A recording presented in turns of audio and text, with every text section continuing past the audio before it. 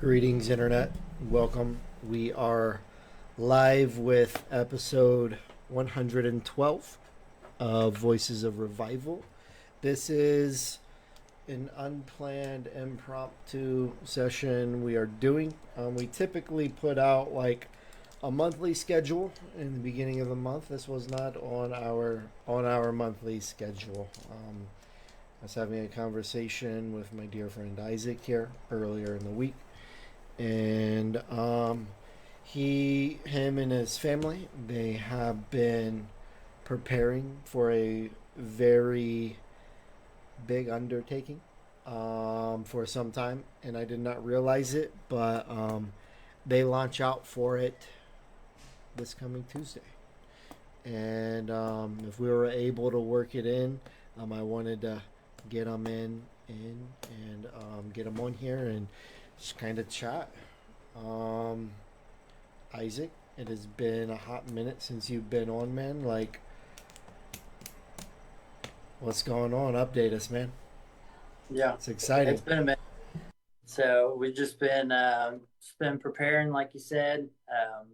You'd be surprised everything that goes into packing everything up and moving 4,000 miles away.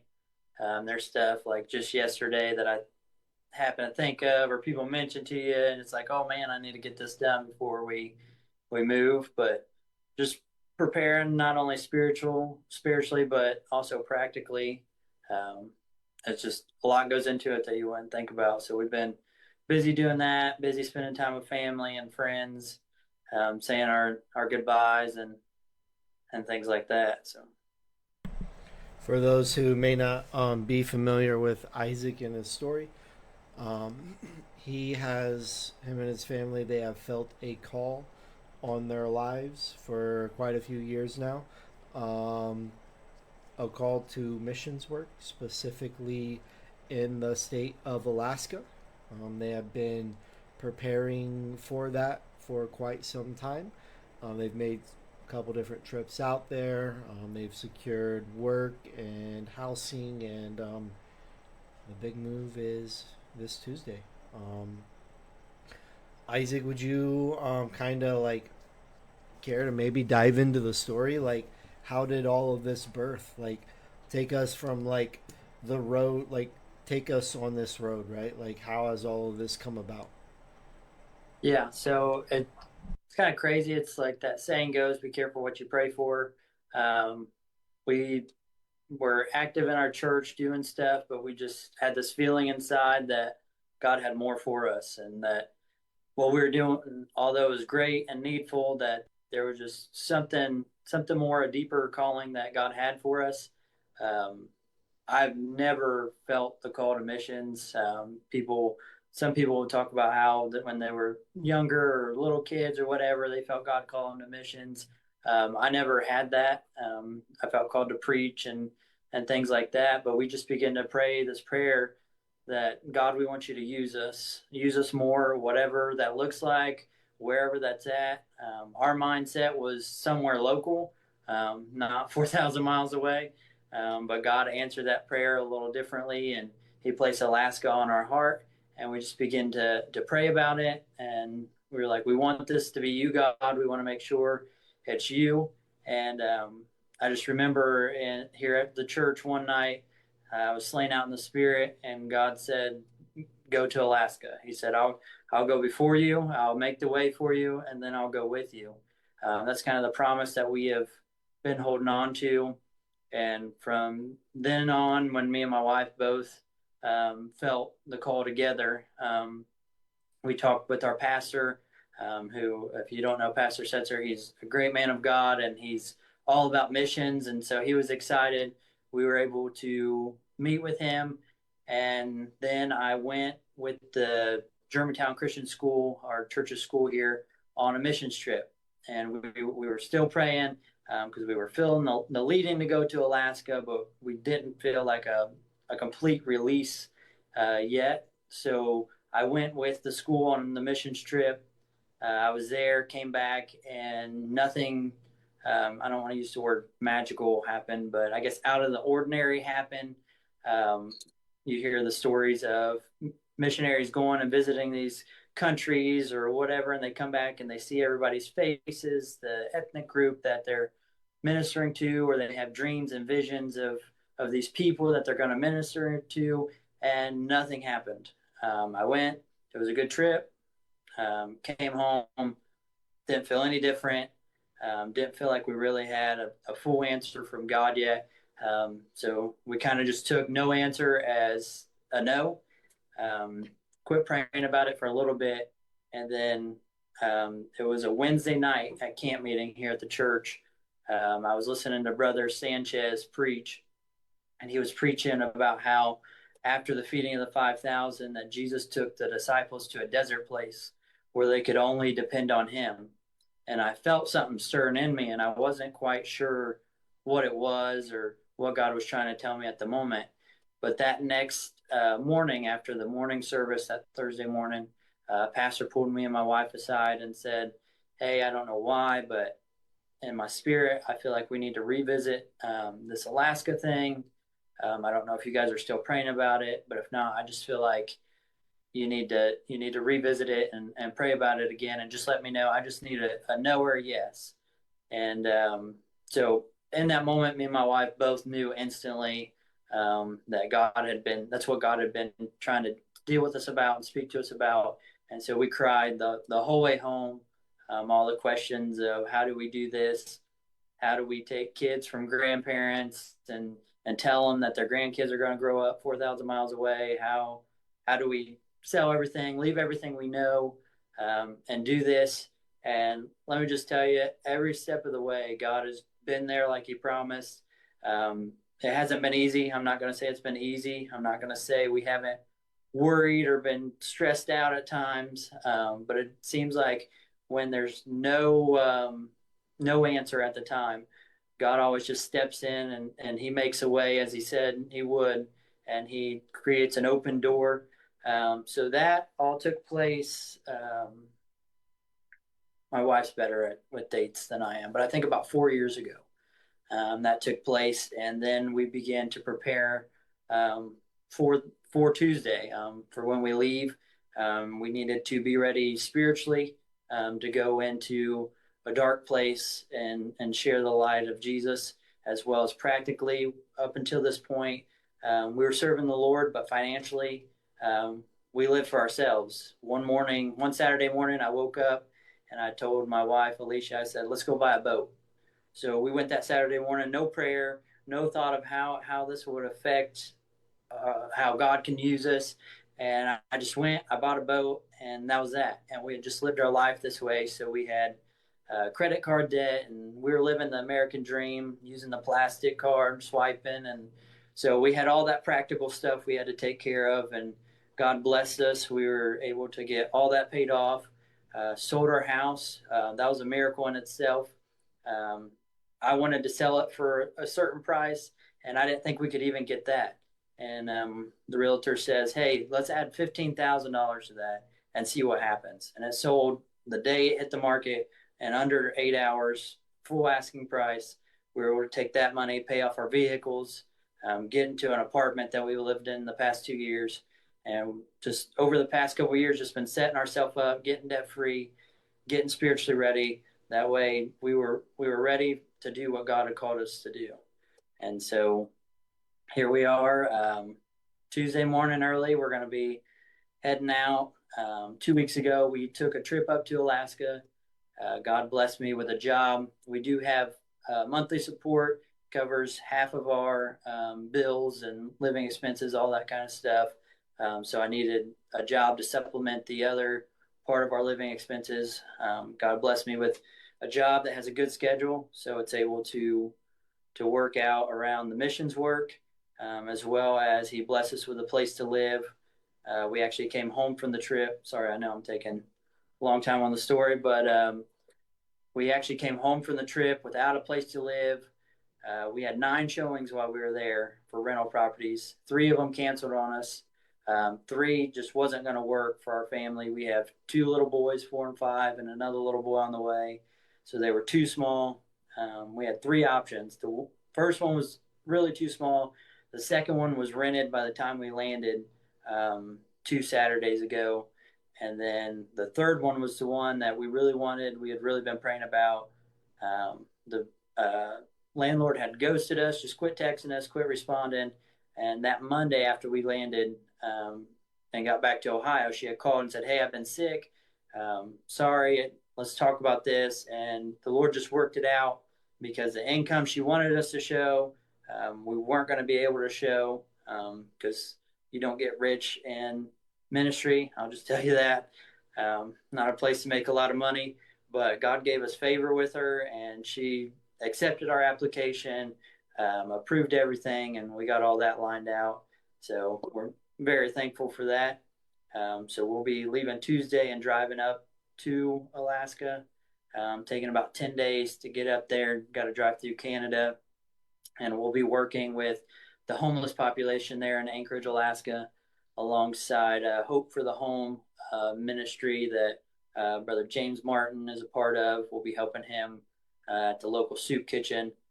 They pass out a lunch, and I'm kind of getting on to another topic of what we're going to be doing, but during that lunch, every single day, raining, snowing, -10, whatever it may be, they pass out the lunch. They handle all the food. They make soup and bread fresh every day. And we'll get the opportunity to have a captive audience while they wait in line to just be able to preach and read the Bible to them, pray with them, talk with them, just show them that somebody cares and that somebody loves them and that they have a hope and a future in Jesus. And then on Sundays at 2 p.m., we have a service for the homeless. A lot of the churches around there have posted signs or kicked them out just because of everything that goes along with being homeless, that lifestyle of drugs and alcohol, and smell. The mental illness is a real big thing up there. So a lot of churches have kind of shunned them. So this gives them an opportunity to show up somewhere and experience Jesus and the love of Jesus.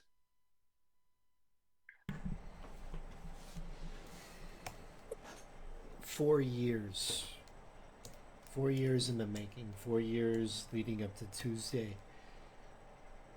What of those, like, I know you told the story and like all this preparation you have done, and you talked about getting spiritually ready.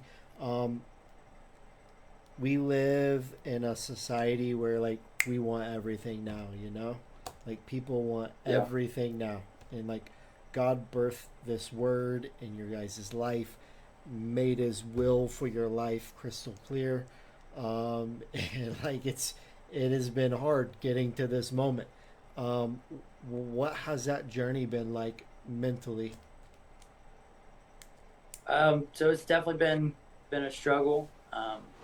A lot of times we see the end results of ministry or work or missions work, and we don't really realize what it takes to get there. And through this whole process, especially as a husband and a father, um, it's just one of those things. How do I leave my good paying job that's supporting my family, bringing in my wife works, but it brings in the bulk of the income. Um, how do I leave that? How do I am I making the right decisions? Just all these questions that I have battled in my mind throughout the whole process. And you have people say crazy stuff to you. Um, they don't really know what they're saying, but they say it and they act certain ways, and it's stuff they mean well, but it just kind of hurts because they don't fully understand the situation you're in, and it's just that constant thought in your mind: Am I doing the right thing? Is this actually the will of God? Um, I'm not picking on anybody specifically, but it's just I've had people ask, "Oh, is Pastor Setzer pushing you to do this? Is he did he push this on you?" And just stuff like that he didn't. He's not that kind of guy. He just loves missions, and he's there to help guide you if you need that. But just things like that kind of make you second guess it. And like I said, they meant well. They were looking out for our well being, but it just keeps bringing up that thought in your mind: is am I doing this? Am I? Is this what's best for my family? And it was just a constant constant battle in my mind. I would say that's the biggest thing um, that was going on in my head is my family going to be okay if I do this? And I talked with my wife about it a lot. Um, and the conclusion we came to is we believe this is the will of God, and it's better for our family to be in the will of God 4,000 miles away from everything we've ever known, than to stay here and be out of the will of God. And then God would send people at different times. There was one guy that was super instrumental in our church that would come up to me. I didn't tell him anything that was going on. I didn't tell him the battles that was on in my mind of, okay, how am I going to pay bills? How is this going to work? How are we going to find a place to live? Any of this stuff that was going on in my mind, and he would just say exactly what I was thinking and say, the Lord told me to tell you this or something. It would be a word of encouragement. And just every time I was having that battle in my mind, God would send somebody, or he would remind me of his promise that I told you I was going to go before you and prepare the way, and I told you I was going to go with you when you went. So that's probably the biggest thing throughout the process, as far as thoughts and mind battles that I dealt with. You know, you posed the question, is this what's best? You know, you earlier a little bit ago, you made the comment about like you're not going to get rich in ministry. Is this what's best? Financially, probably not. Right? Financially, probably not. But man, you look. If you look at the gospel, right? If you look at the New Testament and what the New Testament actually teaches, there's this frightening reality that we often make the gospel something it's not, right? Like people paint this picture of like the gospel is your best life now. God is just gonna like rain down financial blessings on you, and like you're gonna be good, right? Like all of this stuff, and like yeah, that has its place, but also within the context of the New Testament, we see people selling everything and abandoning everything and going all in on this. You know, like I like I commend you to the highest degree. You are an example. Like I don't know if you realize the degree of the example that you guys are setting, right? I mean, you guys are doing what they did in the New Testament. You've sold everything and laid down everything for this cause that God has called you to, you know? Like and God is going to immensely bless it. Yeah. There are so many people that are 1 foot in and 1 foot out of the things that God has called them to, right? Um, that's not what you guys are doing. Like you guys are literally giving your life to this, right? We're a part of this mission church. We send mission teams all over the place everywhere, right? And sometimes they go for 1 week, and then we there are other trips and people are gone for a couple months, right? Some people are gone for 6 months. That's not what this is. Like you guys are all in on this, and I cannot wait to hear the testimonies and the stories of what God is going to do. Um, when I look at the things God has done in my life, when I look at like the ministry that I've been a part of, I want to be careful how I say this because I could probably make a lot of people mad right now. How do I want to say this? I think to really build, right? To really build something, to really like, to really build something, like it takes people that are going to be all in on the thing, like committed to the thing, right? Like this podcast that you're on right now, like we have been building for over 2 years. Like we've been doing this for over 2 years. 6 months in, like I couldn't get anybody to be on. Like I like was pulling what little hair I had at the time to like find people willing to be on, you know? And like now I think next month we're going to have like 28 guests on next month. Like it's going to be like a month of just a bunch of panels and like 28 guests. Like that's absurdity to me. The first 25 episodes, first 25 guests, like I could barely get anybody to do this. And like Yeah. the things I've seen God do, like the doors that are opening today, they are the fruit of something that has been built consistently over multiple years, right? Yeah.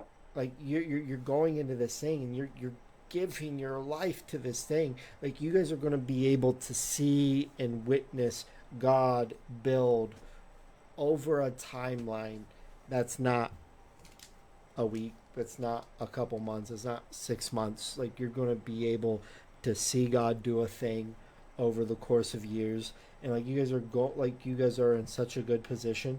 Like you guys are going into a work that is established, right? Like the Yeah. soil has been toyed, the Yeah. soil has been prepared, bro. Like I am just believing that the testimonies are going to be insane.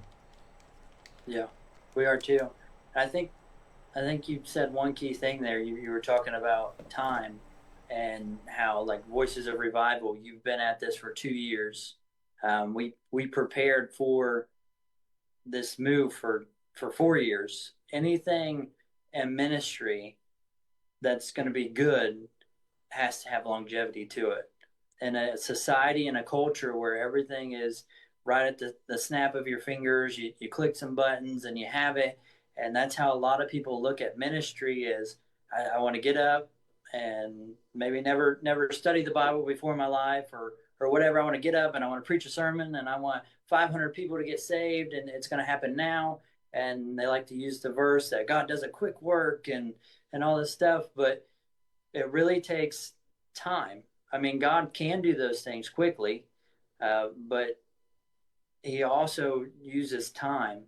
I mean, if you look at the life of Jesus, He could have sent His Son down at the right age and had everything done in a week, but He starts as a baby, and there's a progression and time that takes place. Everything God does, there's seasons and a timeline that you can follow, and it's the same thing's true in ministry is we've had this 4 year timeline where we've been preparing, but it didn't start there. It started when we were younger. The desires that God had placed in our heart, the people we met that poured into us, the experiences that we had, and even throughout this 4 years, just different people pouring into us, different classes we took through the MAP program here at church that people taught us, and there's a time to it. And yes, we could have probably left after a week, but the funding wouldn't have been there. We wouldn't have been prepared. And we could have had that instant gratification of, hey, we're here, we're doing it, but it wouldn't have been done right. And it wouldn't have been done in the order that God had for us. And that's just something I would caution, like, I guess, young ministers or missionaries is don't look for the instant gratification or the instant work. As I said, God can do that, but just as I told our youth tonight when I got the chance to talk in church, just serve where you're at. It started for me. I really think I started getting the idea of what ministry actually is, and this is nothing about me. I've never wanted to be out in the light or whatever, the spotlight, but it's just the little things when you go to church and you see a bottle on the floor, you pick it up. You see a broken faucet in the bathroom, you go by, you ask, that way it looks uniform. You ask what faucet it is and you go buy it and you install a new faucet. Just the little things like that is really what ministry is about. When new people come in, you shake their hand and you talk to them and you genuinely love them. It's not a, hey, I'm here for you for an hour on Sunday and so I look good and feel good about myself and who cares the rest of the time.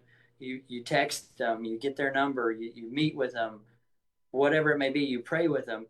And throughout this whole process, this whole 4 year process, that's just kind of what we've been doing. My wife, she's has a servant's heart. She's amazing. She's helped in the kitchen. She's been over the nursery ministry. She's helped in the kitchen for funerals and different things, and just served. And that's really what ministry is.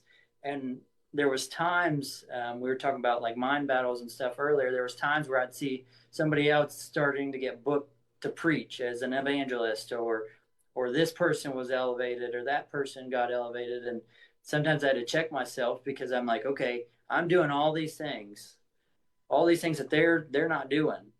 And here I am, nobody knows my name, nobody.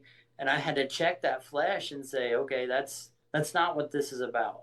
True ministry, that's not what it's about. It's great if God puts you out there and opens doors, and you're able to do that kind of thing. And I'm not saying that they're not ministers. Hopefully that's not getting skewed or whatever. That there is a place for that, and God has an anointing on their life. But for me, I just had to keep that flesh in check. That it's not about seeing my name on a Facebook post. Hey, I'm preaching here this weekend and there next weekend and all this stuff. It's just the little things, the day to day things that you just serve where you're at. You serve your pastor. You serve in ministry, and that is, to me, what has prepared us most for this move. Is just the little things, the loving people, the talking to people, praying with people, the little servant things, has prepared us most, I believe. You know, excuse me. Um, you've talked a lot about the things that you guys have done to prepare yourselves.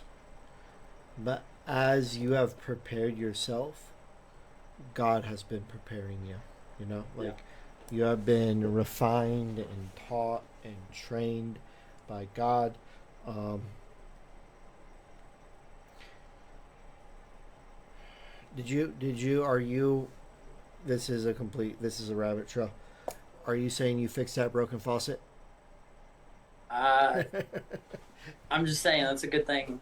Yeah, good Just thing keep an eye somebody out for did. it. Good thing somebody did. Good thing somebody Yeah. did. Um, Yeah, and no. a lot of times people think that, oh, that falls on the pastor or whatever, but it's not. It's just church members. Yeah. That's We are the body, and we should take care of the house of God.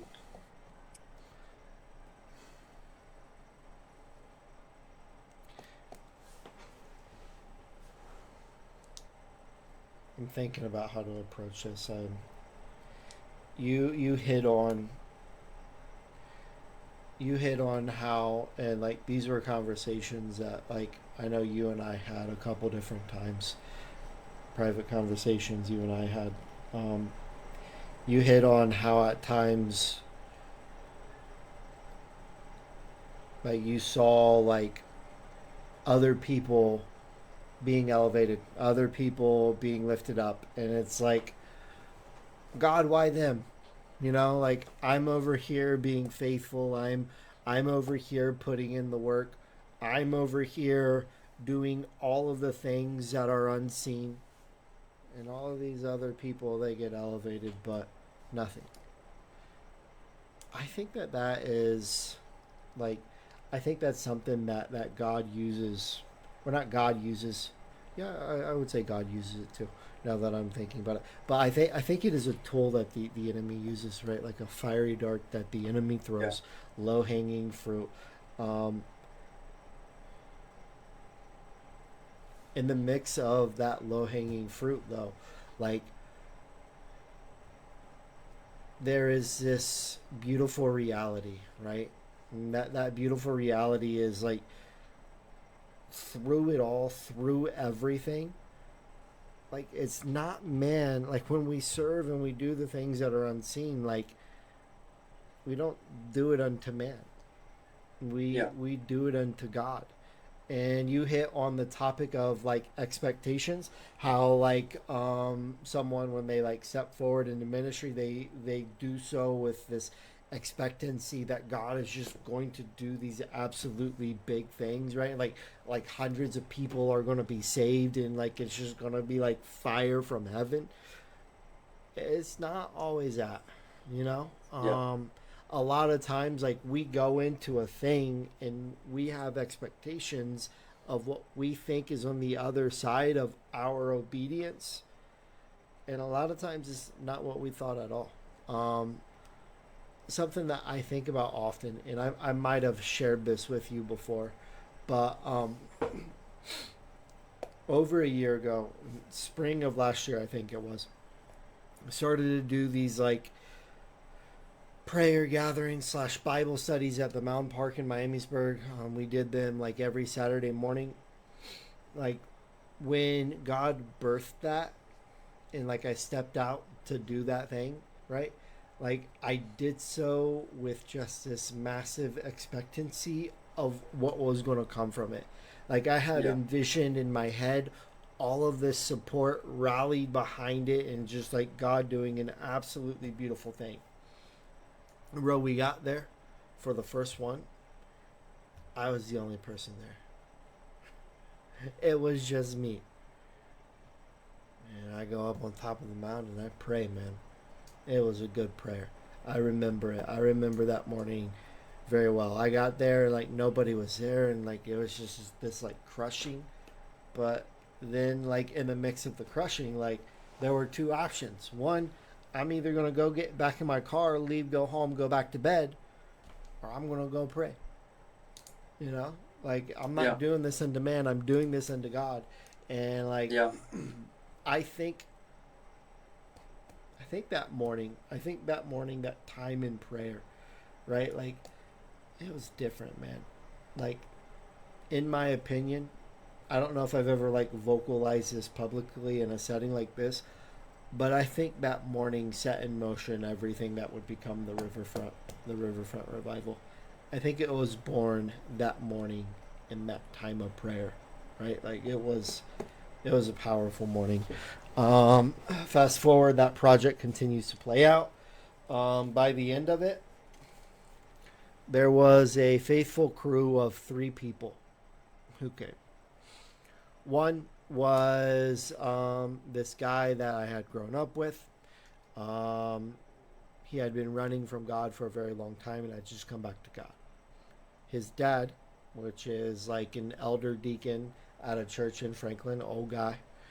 And then a new convert who knew absolutely nothing about God. And like we had, like it originally was born to be this like time of prayer, and it became more of a Bible study with these guys. So like it pivoted, it shifted, it changed to what we needed. And it was just powerful. Like all of the mornings, like there's just these powerful sessions.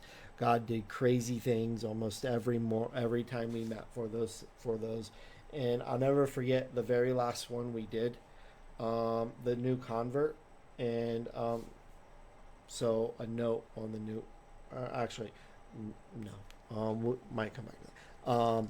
So the last one we did, the new convert, in the aftermath of it all, he looks at me. He's like, "Man, I really want to be baptized." And I look at him like, "Well, let's do it."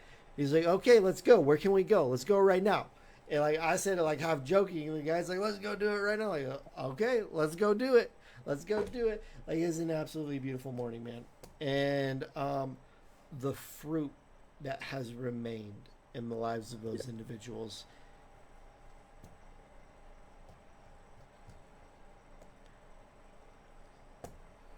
I went into it expecting God to do a thing. Yeah. It wasn't what I expected. It wasn't what I expected, but it was more than what I expected. Yeah. The fruit that has remained, God did something that lasted. God changed lives through it. And have I told you the story about the angel? I don't think so. I don't know if I've ever shared this story publicly. I probably shouldn't be sharing this story publicly because some people are like, "Brad, you're weird." I'm They convinced. already know that. I'm convinced. Yeah, I'm convinced. The second one we did, right? The second one of those gatherings, I'm convinced we encountered an angel, Isaac. Have I told you that story? I don't think so. Okay, so we get there, right? And the guy, so I knew the guy that I'd grown up with. I knew his dad, but like the new convert guy, I'd never met yet, right? And the new convert guy was the first guy there. And he calls his buddy, the guy that I like grew up with. He's like, "Yo, man, I'm here. There's a guy up on top of the mound right now. He looks like he has a Bible in one hand and the other hand raised to the sky. It looks like he's like singing to like Jesus or something. I don't know, like worshiping God." And he's like, "Is that Brad?" And then my buddy's like, "Well, it sounds like him. It might be him. I don't know." They get there and I'm like, "No, that's not Brad." The guy comes down and they go to the guy thinking that he's there like with us, right? No. They go to the guy, they try talking to the guy. The only thing the guy will say to them, and he like repeats the same thing to them over and over and over. He says to them, "You are the bride of Christ, married to the groom." Like Wow. that's like all the guy will say to him. And then like they realize, hey, this guy isn't here with us. And then they're like, hey, we're getting ready to do a Bible study. And he cuts them off. He's like, I know. And they're like, okay, do you want to go and Bible study with us?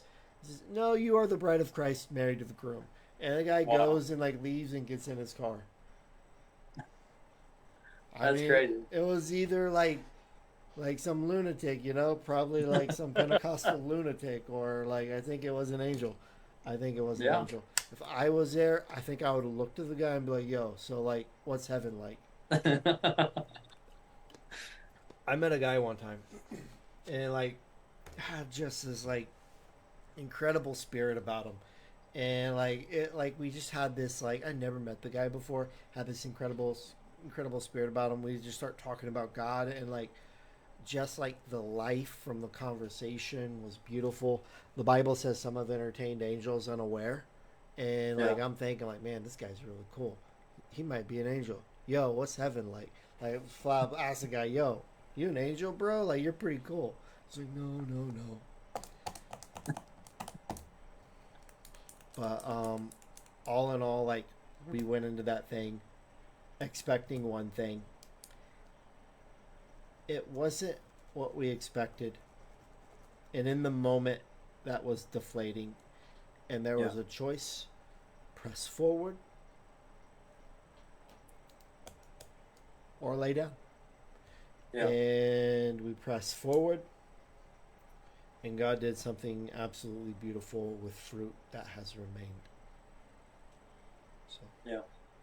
I think that's a big thing is as we go into it with our expectations and with flesh expectations, and we're like, okay, if I do this, then God's gonna reward it this way, or we're gonna do this Bible study, and God's gonna build it up, and there's gonna be 200 people coming, and God has a way of humbling us when we really, like you said, that first day you just went up and you had an alone time with God. You had an experience with God, and it He has a way of humbling us when we actually get to a place where we say, "Okay, God, I don't have expectations.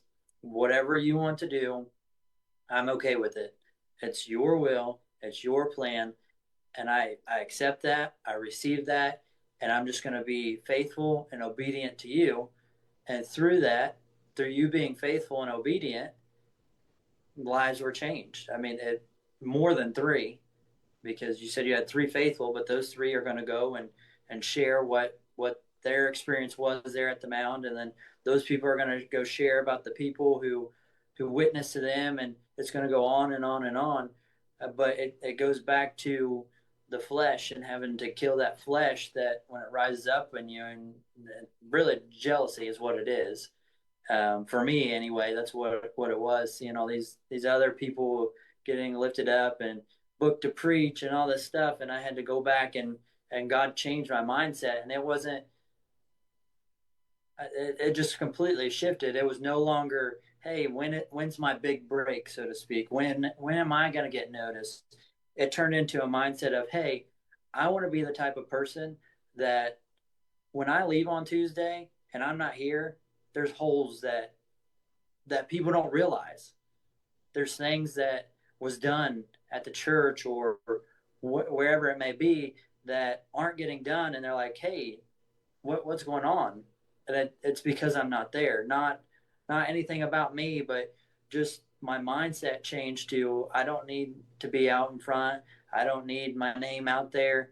I just want to serve God, and as you were saying, do it unto God, not unto man. I don't need approval. I don't need praise from other people, but God just really shifted my mindset to, hey, behind the scenes is fine with me. If nobody ever knows what I do, that's okay because God knows, and He rewards faithfulness. And so that it was just kind of cool to see through this process how God kind of just shifted my mindset and just kind of changed how the way I was thinking about things. Yeah. You know,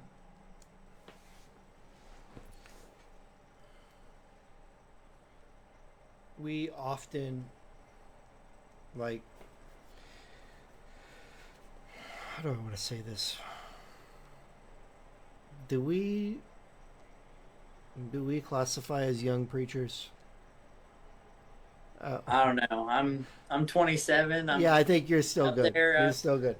I Let's might be use the like, word younger. Let's use the word younger. Okay.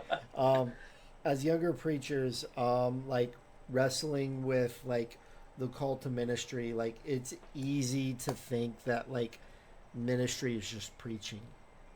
yeah, I'm convinced that preaching plays very little in the grand scheme of everything. How many sermons do you actually remember, Isaac? not a whole lot. I think there's one sermon that I remember very well. Yeah, One. And one sermon I remember very well. Um, I think the things that are most influential in our lives is not when the minister is up behind the pulpit with a microphone, but yeah, when the minister is sitting across from you at the table doing life with you. yeah, And like we all have that opportunity to go and sit with people at the table. yeah, There's a phrase that um, I feel like has like changed my life. You know, go build a table in the wilderness. I'm sure I've shared that with you before. yeah, Um, we so like there are so many young ministers that do nothing in ministry because they're waiting for a pulpit. They're waiting yeah, for a microphone, right? Chances are somebody's chances are you're not going to get the microphone. Go make yeah, a table in the wilderness and invite people to speak. I heard someone talking recently and they were talking about how they had seen like all of these young ministers come through, these people that over the years had professed, oh, I have this call to preach, and nothing ever came of it. And like they were posing the question, did they miss it? I don't necessarily think that they missed the fact that God had a calling on their life. I think that they made the calling something it's not. Like we yeah, are very guilty of like painting ministry as this picture of it takes place behind the pulpit, right? yeah, But like that, the pulpit plays such a small role. Like yeah, if my ministry was just when I preach, then I would be doing very little for God. yeah, I think I've preached 9 times this year, and those numbers are incredibly inflated by Early Haven this year before Chris came back, right? So yeah, like the numbers are super inflated by that. You take that off, you remove that from the equation. I think I've preached 4 times this year. You know, yeah, so like if I was just waiting for a microphone, then like I'd be doing nothing. You know, yeah, like don't wait for opportunity. You don't have to pray on is it God's will that I share the gospel with somebody. right, You don't have to pray is it God's will for me to invest in somebody's life in a profound way, right? Like the things I remember most that have shaped my life, it's not someone behind a pulpit, it's the people that have discipled me. There was yeah, this I had this Sunday school teacher, Isaac, and she poured her life into my life, and like I'll never forget, right? She on this little like what are those called, like the cards that you mail to people, the postcards, postcards. Yes, she had a postcard and it had this like eagle on it, and she basically like wrote this novel on the back of it, just like pouring into my life in this like profound way. right? That note card saved my life, right? Yeah. Like I remember a conversation with another Sunday school teacher, and the Sunday school teacher was talking to me about what it meant to love people, and they were breaking down First Corinthians chapter 13 to me, right? It's not something that took place behind a pulpit. It was an individual looking me in the eyes, breaking down First Corinthians chapter 13 to me, right? It was the pastor who sat next to the pew on me, and they began to explain to me the breakdown of the different dispensations, right? Yeah. Like it was the Sunday school teacher who bought me a Dake Bible, and they handed me the Bible and like, Brad, like, I want to give you this, right? And it had my name on it, right? Like the Yeah. moments that changed my life the most, that influenced my life the most, wasn't someone sitting behind a pulpit, right? Like it was the Yeah. people that discipled me, right? Like Yeah. that is ministry, building relationships, people, Right. not a microphone, people are the ministry. Yeah. Yeah. And I don't want people to think we're knocking on preachers, because we are I'm preachers. knocking on them all day. We are preachers. So we understand that there is a place for pulpit ministry. God does use that. It's a good thing. But it's like the missionary said today. There's a missionary pastor that's in South Dakota. First name Jason. I forget his last name. But he was telling a story about an encounter he had with his wife, and she tells him, she says, "I wish you were the same person at home as you are in the pulpit." And he said it really hurt and it really cut him deep, and he had to go for a drive and think about that. And it's so true that there's ministers that leave that love for people and the calling to be that person that transforms somebody's life in the pulpit, and they think, if I don't have a microphone, if I don't have this big message or this big crowd of people, then I'm good. I'm off right now. I'm not on duty, so to speak. But it's, to me, a great preacher or a great minister is those who say, "Hey, I'm not on the pulpit, but I'm going to take this time, as you said, to sit down with you and talk to you, answer questions you have.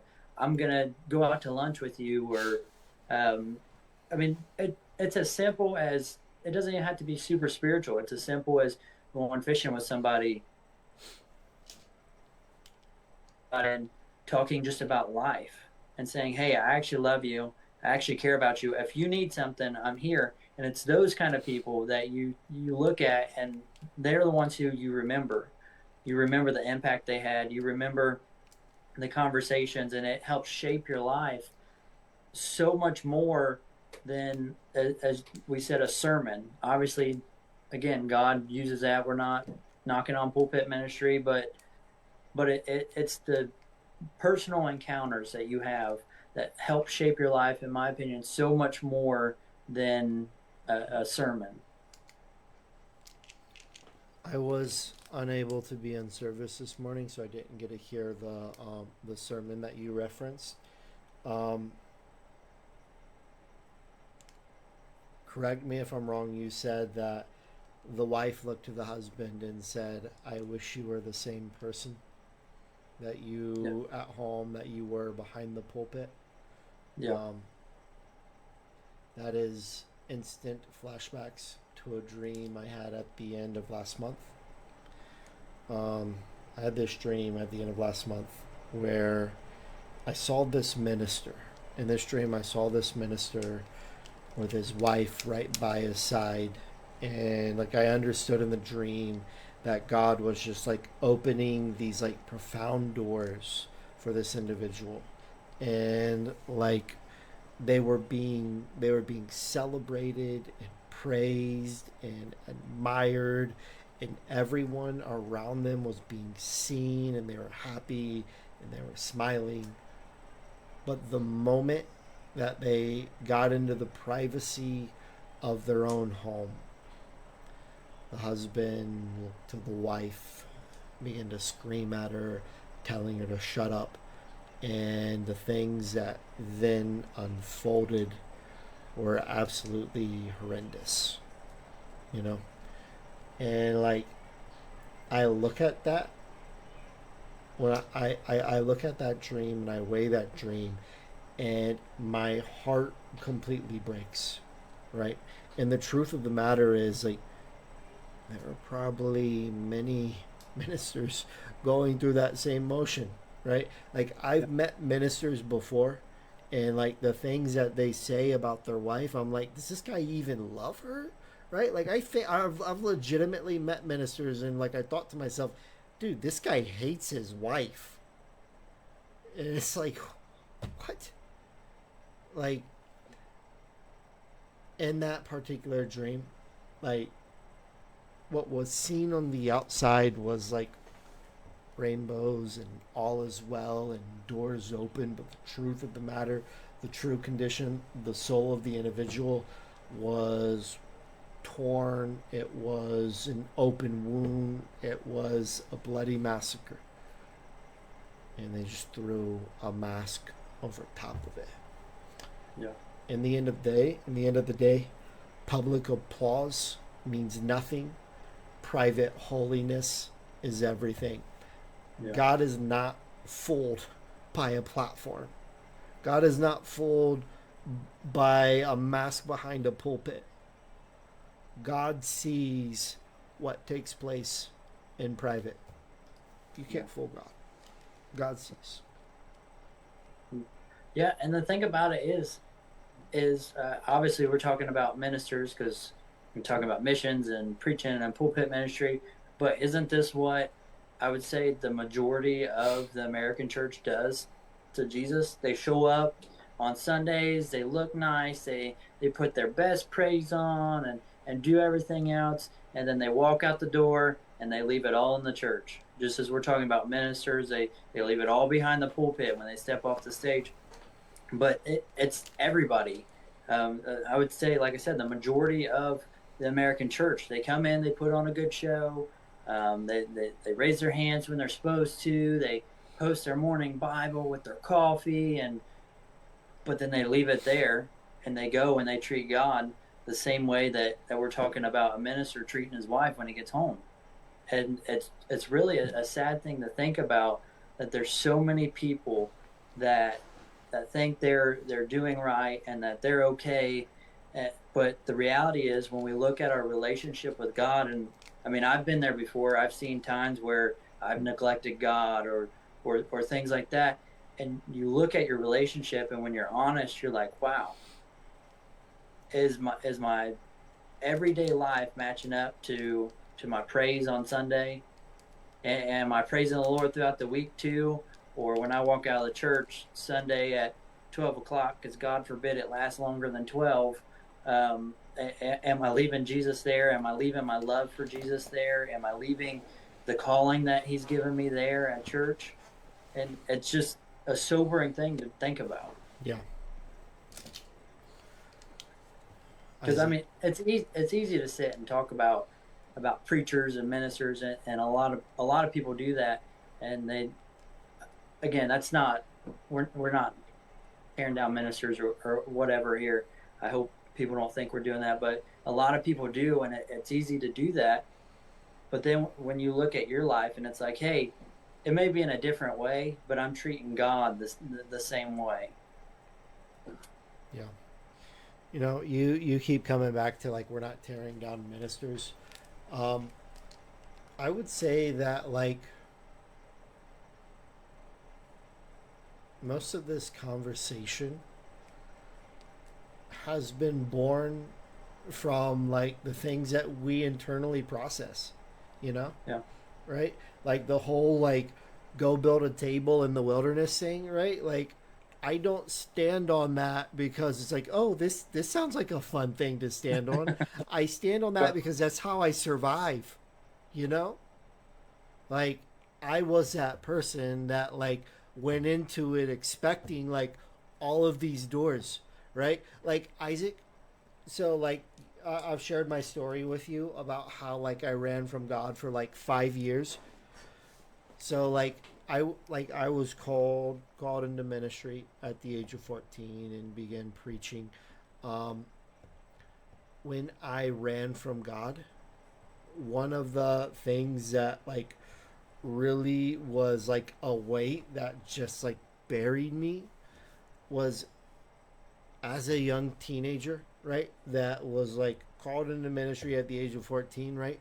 Like before I began driving, before I was 16, I was convinced that I was going to be a full-time pastor by the age of 25.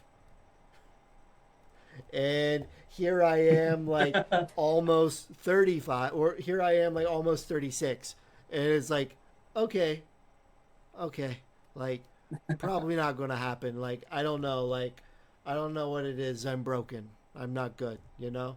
Like they're like I don't know. What I can do though is go make a table in the wilderness and invite people to come Yeah. sit down. You know, like not harping on these things because like ministers are bad. I'm harping on these things because like this is how I survive. Now Yep. the whole bit about like the dream about like the minister like being horrible to his wife. Now I don't know that. I can't speak for that one. Like I will like I'll harp on those guys all day long. My wife is like my absolute best friend. So Yeah. like I don't understand those guys. Yeah. For sure. I don't know that I'd be here without my wife. Yeah. And wives are a good thing to have. Yeah, I think my wife would like shoot me if I tried to do anything like that to her. Um, she is like, she's a boss. It's good. So Good. if we ever find you to shot, then we know. Hey, he said something No, he you shouldn't wouldn't to find his me. You wife. wouldn't find me if I ever just Okay. like turn up missing. You know, like if I ever just turn up missing, like yeah, there would be nobody would be found. Isaac, we have been at this for about an hour now. Um, Early on in the conversation, you had mentioned that you guys have like you guys have partners and you guys have raised like half the monthly income, and you're supplementing the rest of the income by working. If people wanted to give, right? If people wanted to give, where can they give? So the easiest thing is just on Tidely. We have a link. We can send people. I could send it to you, and you could post it on there. It takes you directly to our. It's the tax deductible giving link. They can put in one time gift, reoccurring offering, whatever it is. That's really the easiest way we found for most people to give, since everything's electronic for the most part now. If you're older than me and Brad and you like to write checks, you can make it out to Almy, Alaska, and send it to Abundant Life Tabernacle, our home church here in Germantown. And we're under the Almy umbrella, Abundant Life Missions International.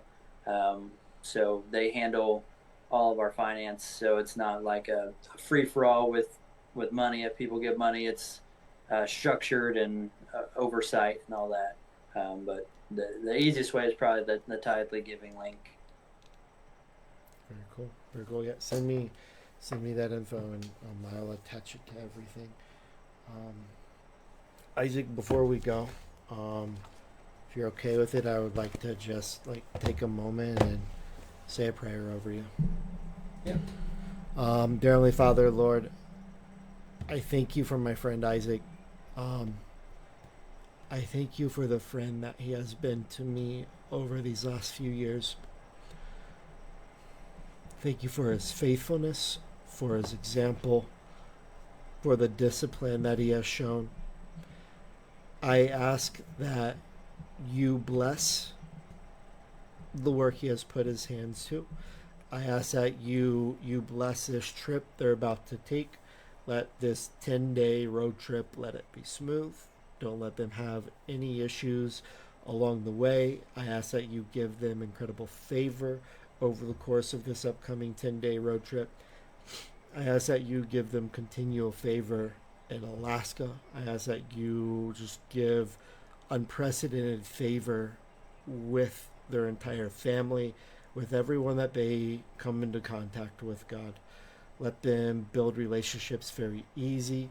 Let them be able to connect and invest in the people that they're working with. Give them favor at every turn. And Father, I am asking that you send financial partners to come behind the work that they are doing. Father, I am asking you to send financial partners to the point that Isaac is not going to have to work at all while they're over there. And they can just focus entirely on the work that you have called them to. Father, I think that there are a lot of young ministers that if they were given the opportunity to be in full time ministry, right, like they would probably waste it. Um, and I'm skeptical, and my heart's probably jaded, so forgive me. But when it comes to Isaac, I know, Father, and you know, Father, that he will not waste the time on his hands. He has shown himself faithful, and I ask that you reward him for the faithfulness that he has shown to you and to your work. And I ask that you overwhelm him and his entire family with your love, your joy, and your peace. Lord, refresh them as they prepare for this upcoming move. And I just thank you for their life and for their example, Lord. In the holy name of Jesus, we pray. Amen. Isaac, thank you for being on here tonight. Those who watch live with us, thank you. Those watching via replay, thank you. Until next time. Peace.